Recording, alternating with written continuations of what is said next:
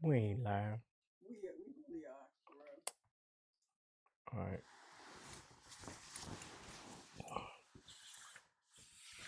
What's Race Cafe, baby, where we talk about real stuff in real times, real situations with real people, but keeping the perspective on God's grace.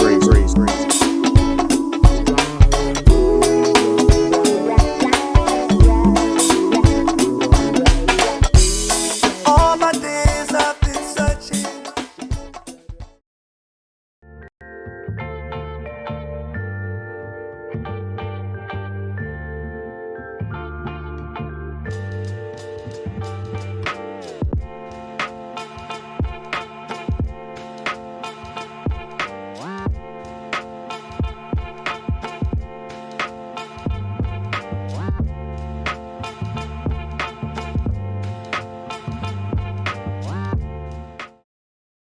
And welcome on behalf of Dwain Lynch, President and Executive Director of Grace Four Steps Reentry Program. Did you know that around 650,000 returning citizens and recovering addicts are released into the community every year? 2/3 of that number are either rearrested or relapsed.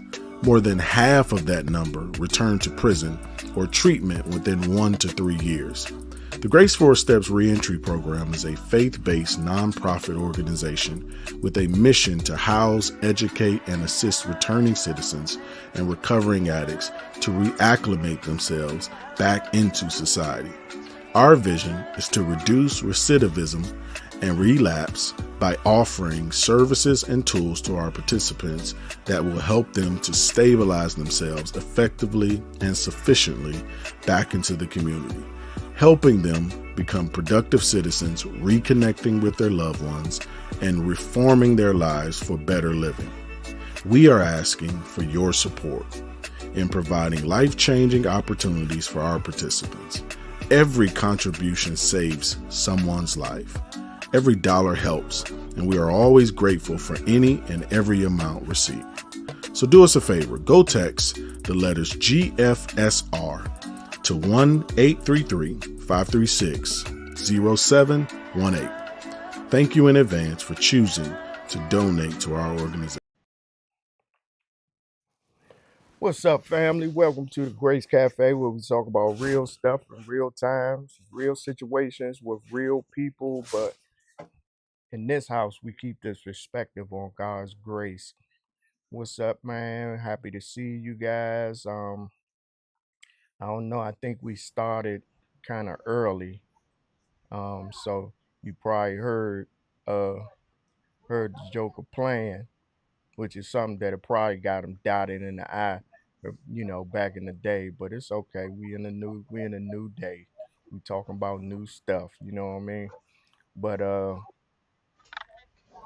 what's up, Melly Mel?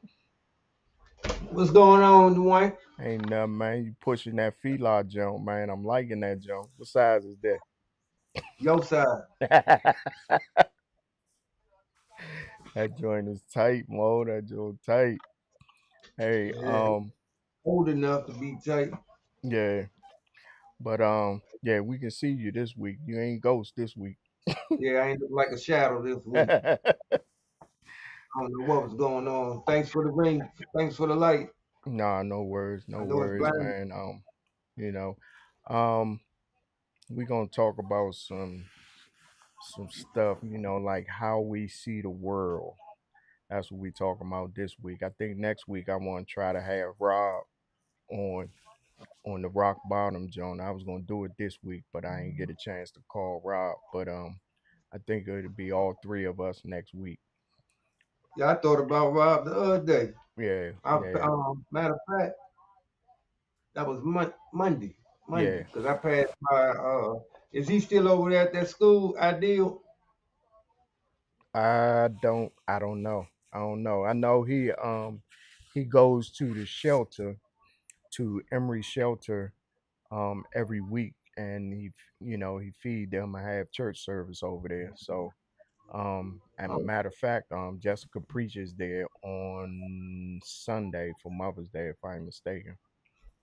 So we'll oh, we'll see. Yeah, we'll see him on Sunday. Yeah. So yeah, so I told him that I wanted him to be on, but and he said he wanted to do the rock bottom jump. So I just didn't get a chance to call him this week. It was so much stuff going on. But what's been up with you, man? You good? Yeah, I'm good. I'm good. Just buried Randy, brother-in-law, Randy, Friday. Oh yeah, And that's right. yeah, Shout out to Robin and the whole family, man. I know that I know y'all feeling that, but I just want to give yeah, y'all a shout out, man. Prayers up for y'all. yeah, that with Randy, you know, Randy hit me kind of different. Yeah, We don't been to a lot of funerals and stuff, but for some reason, Randy had me like not sleeping right, not eating right at all. And I can't afford not to miss a meal. But it was just that Randy was such a good dude, yeah, and he helped a lot of people. It was like Randy, you never heard nothing bad about Randy. You never seen yeah. Randy upset. Even Right, when he was upset, you couldn't tell he was upset. right, It was.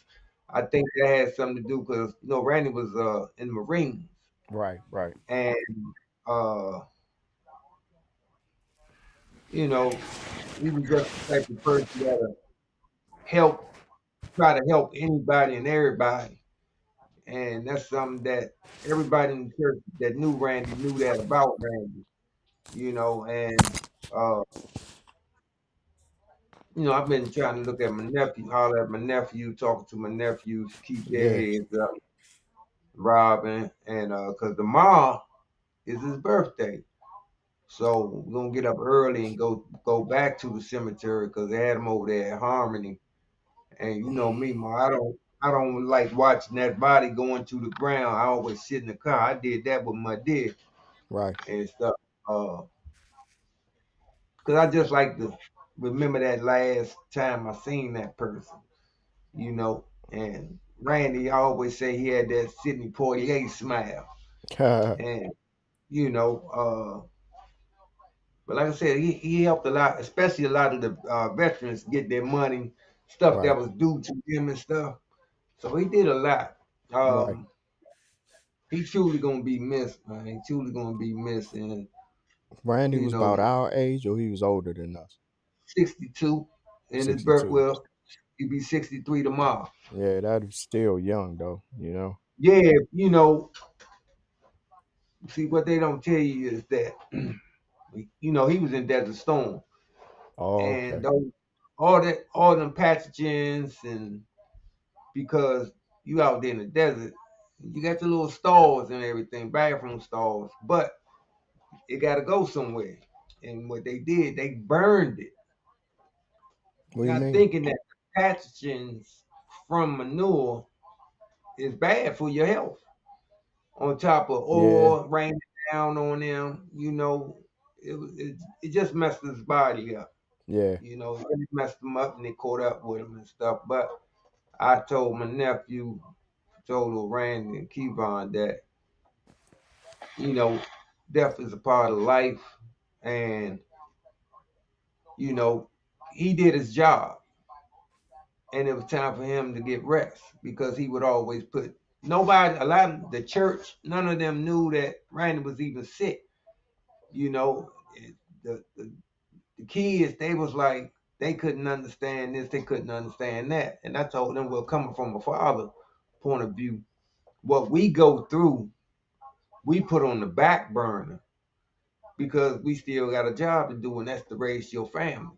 yeah, You know, I was just happy that he knew God, he found God again. So, I know he's in a better place right now. And yeah, yeah. Randy, you know, you can feel it. You can feel what's coming. And Yeah, he had mapped stuff out. He was so particular in mapping everything out, and that's exactly what he did. He had stuff set up so sweet, whereas they really didn't have to do too much. He right. even called he even called Robin a few days before, and say, "Hey, I need you to go to the closet." And it's an envelope up there because her birthday is Mother's Day on the Right. 10th. And he said, "Your gift is in there." And she went, opened it, boom, he left the gift right there. He said, told her, "Look, later he be having this cream called Rejuvenate, right? Mm-hmm. Good for your feet, skin, and everything." He said, "Look, there's 4 more jars of Rejuvenate in there." Lena always supporting buying jar and whatnot. He's like, "It's 4 jars left. Get them. Make sure you get them to Dang. Lena." He looked out for his niece down North Carolina. Right. He like, he just sent stuff and did everything ahead of time. Wow. And he refused the oxygen. So even though he went to rehab, because he was really messed up, he had pneumonia and COVID. But you know, like I said, he felt it and he was tired. You know, Yeah, he was but just tired. I yeah, was talking. I was talking. I mean, it's just funny that you say that because I was talking to Jessica the other day, and I forgot what we was discussing. But I just, you know, people just don't know that a lot of men, man, they suffer, but they suffer in silence, man. And that's from where we come from, that's like a inner strength that a lot of men have, man. They want to see, they rather see everybody around them good right. than to see themselves good. So they just, they do everything that they can to pretty much make sure that those close to them, and even people that ain't close to them, making sure that they good, man.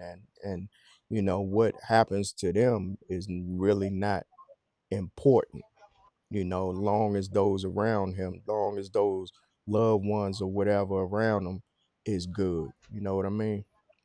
Yeah, and the That's thing we don't look for no backflips and all of that. nah, It's just the way we came up. It was always suppress yours, suck it up, and all yeah, of that. yeah, Which in a way was good, but in another way it wasn't. And even as you get older, like say you try to talk to your spouse about something you're going through, for mm-hmm, some reason they don't get it to the point where it's not intentionally, but they are making you supposed to be talking about you, and the next thing you're talking about her, if that makes sense. yeah, And she not knowing intentionally doing that, and then the man just shuts down because you try to. I seen this video one time, and the guy was sitting outside. He had a ball of rubber bands. You know how you get a rubber bands and just make a ball out of them, mm-hmm, and he was just taking them out. Out there and said, "What are you doing?" And he was like, he's just sitting there and he was like, "I'm looking at this ball of rubber bands, and each one I take off has been a year." And he was like, "I'm just looking at my life, right?" yeah, And he's starting to open up, and she flipped it and said, "Yeah, I was thinking about my life and all of that." And he just looked at her, didn't say nothing else, just looked at her, got up and walked away. She not intentionally not listening, but that's just how it happens. And that's why so many men suck it up, suppress it, because we don't really have that type of outlet. Now, say like with us, we come to each other, cry on each other's shoulder, or whatever the case may be. You might yeah, need to bring me down a couple notches. I might need to bring you down a couple notches. Just we older now and everything. But that type of bond with third world is different because every young man out here doesn't have that. Remember when I was talking about these young, they just need somebody to listen to them yeah, and talk to them, because they're just misguided beyond the way we was misguided Yeah. on like basic stuff on what it means to be a man. You know, like I said, you can a mother. I'm never gonna say a woman can't raise a man. You can raise them with certain qualities, Right. you know, but when it really comes to manhood, Can't you teach it. can't you can't teach that. The Yeah. only person that can teach that is another man. Yeah. And I mean, I always say this: mothers are supposed to raise babies into boys. The men supposed to raise the boys into men. Right. Just like the group said, boys to men. Right. When you get to Nice. a certain age, when Yeah. you get to that certain age, it's going to be a lot of questions that the mother just can't answer, on especially for black young men, Right. on the day-to-day stuff that they have to go through. When we growing up, you already know the little things we had to go through, and it's worse now, way worse. Everybody want to be a gangster until they come up against a real gangster. They run out here thinking that life is a game, and then when they behind those bars, that's when you see the little boy come back out. Yeah. You know what I mean? Yeah. That's the And thing, though, man. It wasn't never. It was never, and that's what a lot of you know a lot of men these days. That's what they not getting. What they not getting is it was never meant for you know women to raise men.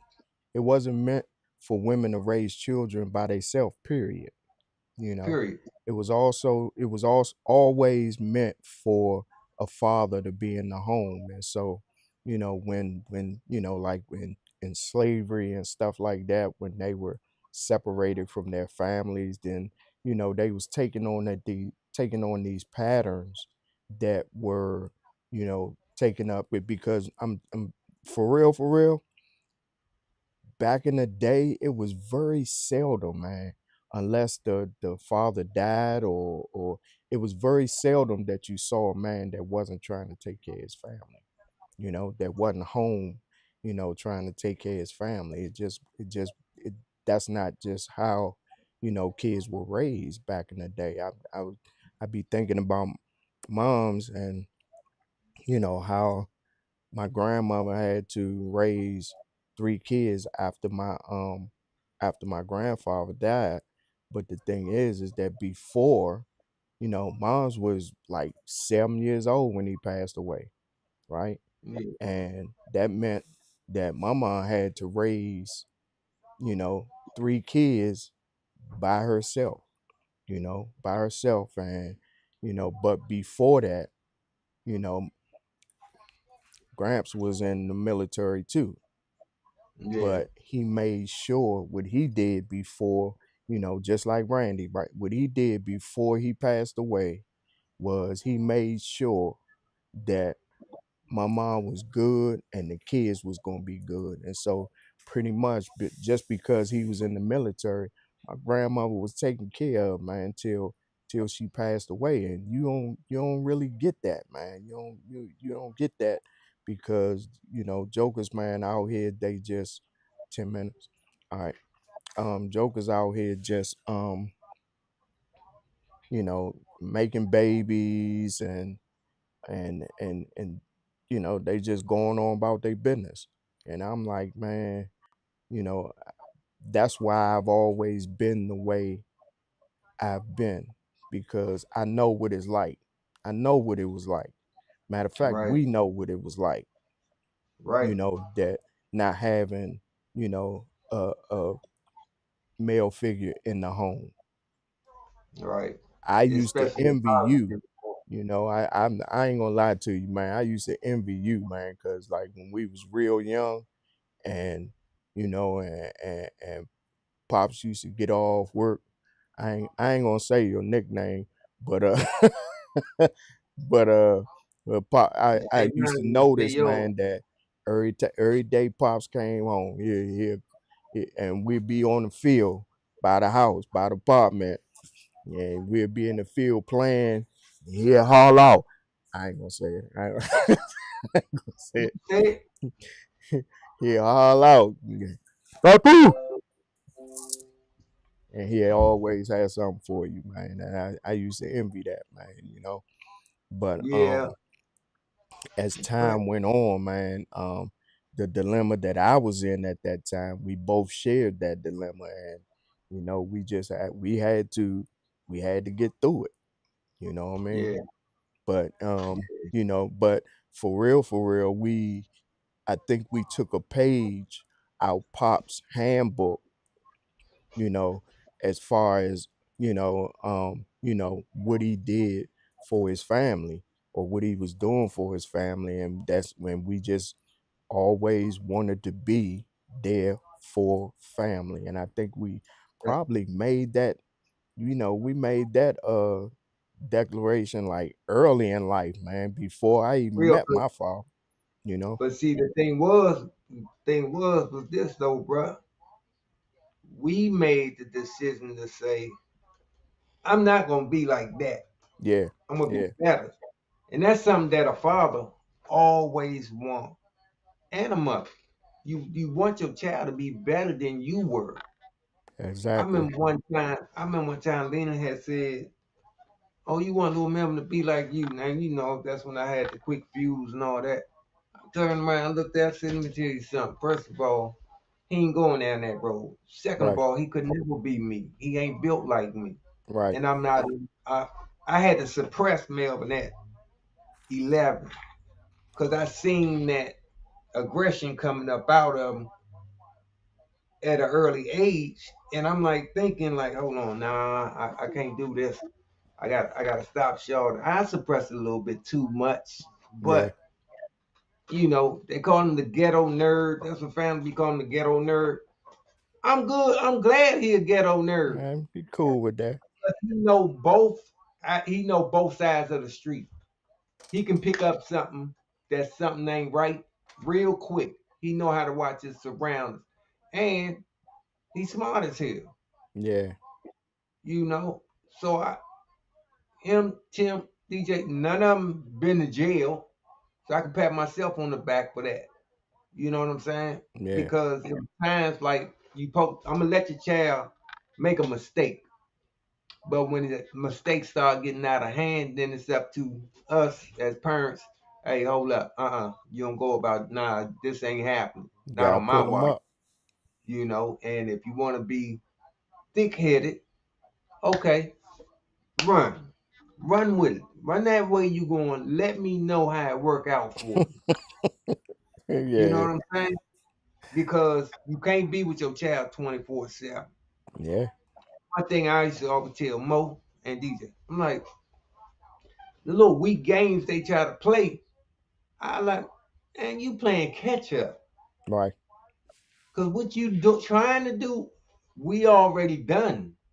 Been there, done that. So we can see the BS coming a mile away. But it is what it is. Everybody got to learn. You right. need to learn the hard way or the soft way. You know, and everything, like I said, with everything that's going on out here today, we as blacks been under the gun, For the longest. and yeah, and they haven't broke us yet because blacks know how to prevail through the hardest and the roughest of times. Like Right. I told, we came up through Reaganomics, and Wow. us as kids know, like dealing with Trump and everything that's going on, uh, all the little underhanded things that he's doing, we saw, we seen, We and already we seen it. Yep. we, we overcame all of that. They can't get rid of us, period.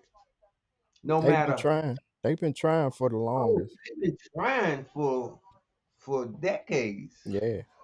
centuries, you know. But then it's like we like cockroaches. They That's how I always said we come like back. cockroaches. because you can stomp the heck out of a cockroach And you and think you that think you Joker good, dead. and next thing you come back like, man, he gone. No water. That's us. You think that's gonna kill him? Nope. So That's right. everything they don't did, everything that they're still trying to do to us. Yeah, Like I told you, they're attacking the black man's masculinity right now yeah. in this world. I still can't understand. At first I couldn't understand why that blacks are the most hated group in the world. Tell me one other group of people, ethnic group of people who are hated everywhere they go. You More than can't. us. More than us. Wars than No, us. ain't none. Ain't You none. can't. Ain't none. I don't care where we go at in the world. We're looked down on. But I And think it's only one reason, and yeah. that's But fear. what I think is I think that they I mean in their minds they hate the color of our skin. But when I think about it or when I look at it, I think they just hate our resilience. How we, how they've been trying to press us down or degrade us, desensitize us, do all of this stuff to us, and we just still keep coming, man. You know, we still It's, keep it's, coming. it's I that. admire, It's that. But they it's a lot of know. people. Yeah, it's a lot of people we grew up with, man. That they was on one side of the street and we was on the other side of the street, and they was, Mhm. they was doing their thing in the right way, and we was doing our thing in the right and the wrong way, but we still was going the same way. We was trying to Right. survive, man. you know so It and doesn't matter. people just don't. That's why I picked that topic, how we see the world today, because people just don't see the world the way we saw it or see it, and they don't And see they it the never way we will. gonna see it, because it's just, man, everything is just all twisted up, man. Good is made to be wrong. I mean, good is made to be wrong, right is made to be, left, and they just twisting everything up, man. And just like we had to survive, get through that, we still got to do that, because I think, and in my mind, what I've always said is the hardest enemy to beat is the one you don't see. And so while Yeah. racism is not as evident or is not as visible as it was, when our Oh, parents was coming up, our grandparents was coming up, it's still here, but it's just not seen the way it was seen. that's because they changed the sheet for a suit. True. That's They true. changed the sheet for a suit. Yeah. And I mean, that's 100% true. Uh, you remember back in, I think it was 84, 83, when the Klan supposed to come to DC, and me, you, and Greg was down there, and Yeah, you know how that turned out. yeah, They it didn't tried. turn out good for I remember that white girl and two white boys and sit there and in this and in that, and she caught that umbrella across her face, and that was all it took to kick stuff off right then Yeah, and there. yeah. Just to let you know, like, nah, we not our ancestors. We We not. not our grandmothers and grandfathers. We not our mothers and fathers. This is a different breed. You got to watch your tone and watch what you say out your mouth Yeah. nowadays, because everybody ain't taking that. I No. just seen a video early today, and I'm wrap this up. This man is a doctor. Hmm. Took his family to Paris, and he said he's just tired of being silent about what he's been going through Right. in different countries, airports, hotels. They still follow you around in the stores. They still clutch on to their pocketbooks in the elevator, and for what? Because A white person can move into a black neighborhood and is welcome. But when a black do that, he's not welcome. They're Yeah. not welcome. He Somebody is judged. going to come at them. Yeah, he judged before he even get in there. Exactly. You know. Without knowing. And it all comes back to fear. They fear us. Yeah. That's why they know, because we're smarter, we're stronger. It's just that the playing field is not level for us. Right. When they say you got to work twice as hard, that's true for us. We got to work twice as hard, if not three times as hard, and then it's still not level. Right. You know, uh, seen this other video where it's white girl.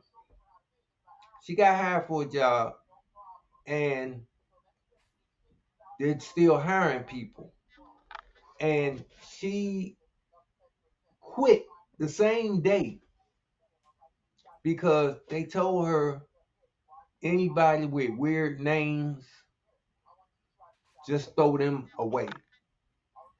A Tashika, a Dante, any type of names, black names, toss that application away. Really. You see what I'm saying? So Wow. the discrimination is still there on Yeah. all levels. You understand? And for what reason? Because black people, now you do have some whites that will tell you, man, blacks I know they're some of the kindest people I know. They'll feed you, they'll clothe you, but they just have this stigma of us. The media is a big blame for all of that. True. You know what I'm saying?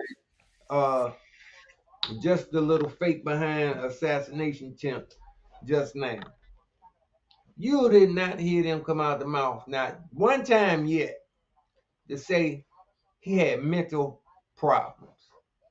But for every white person, he had mental problems. When Mm. Trump said about the kids in Baltimore, he said, and I commend Westmore for coming on TV saying and talking to the black kids of Baltimore, saying no. Because what Trump said was they're born killers. Blacks are born to be killers and drug dealers. Wow. Come on, man. But Come he'll on, man. get upset if we say that they were born to be rapists and and Pedophiles, pedophiles. You know what I mean? They mass get murderers, offended by that, serial and that's killers. the truth. You know, that's the truth. Fact. I don't know Cause if you ever seen the post that I posted up about incarceration. yeah, no, I ain't see Right. it. Well, just like they said about blacks are the ones that's on welfare, and debunk, come find out more white people are on it. Welfare was created for white people, and it's still more white people on it. Back in the Reagan era, the Reagans are the ones. Reagan was the one that came up with welfare queen and put a black woman face up there. Wow. It's a lot of things that we at our age are just finding out. Right. Exactly. You know what I'm saying? When it comes to blacks, when it comes to all the trickery that they've done to us and what they're still trying to do. Like I said, now they're attacking the black man's masculinity. You know, all that putting on All skirts, right. painting your fingernails, and Ugg boots. This world, United States of America, I say you can only be the bully on the playground for so long. And the way that Trump is going, Yeah. we're not going to be that bully on the playground much longer. He's Yeah, but tearing he this gonna country. try to do it. He definitely gonna try Oh, to. he But was definitely trying to do it because this time around, Trump ain't worrying about none of us, yeah, white or black. He worrying about his pockets. That man has made over $4 billion since he's been in office that we know about. mm, That's unheard of for a president, because that when you're the president, you're not supposed to make no money other than your little $175,000 a yeah. year. You not supposed to have no businesses or none None of of that. that stuff. None of Now that stuff. he got Trump tennis shoes, the Trump watch. Don't forget the Holy Trump Bible. He got Trump steaks. The Come on, what? man. Trump steaks. I ain't He talking got about that. steak. I'm talking about the Trump Holy Bible. What? Trump has a Bible out. Okay, that's where we going to shut down the, because that I didn't know that, but I'm like, yeah, why? Remember he did the photo op when the Black Lives Matter movement was going on, and he got them people, the National Guards or whatever, to shoot that tear gas at the protesters and all this and that. And he just wanted to do a photo op. He had the Bible holding up the Bible, and it was upside down. Now, You one thing silly I man. can say, no, it was. Now, one thing I can say, something that he said is 100, and Trump is one of the linest behind people I've ever seen. One thing he said with 100% truth. He said, I'm not going to heaven. I don't think he want me up there. You got that right. Mm, It's the only thing I can say. I'll take him at his word. Anything else? Nah. Him and his vampire looking behind white. I don't give a daggone. Come from me. I don't care. But anyway, you know, man, that's that's something. everything that we everything that we got to go through, uh, we just got to go through it. And blacks are masters at that. We Yeah, go through it, we get through it, and we come out shining every time. every time, every Every time. time. Well, Mo, thanks again, man, for help me out with this topic, and thank you guys for tuning in. And we want to just ask you to like, share, and subscribe. We're talking about this for the next couple of weeks. We're talking about how we see the world today, because the world, man, is in a tailspin. Our grandparents used to say, man, the world is going to hell in a handbag, and I ain't going with it. Amen. Amen to But, that. thanks for tuning in, and we will see you next time on the Grace Cafe. Peace.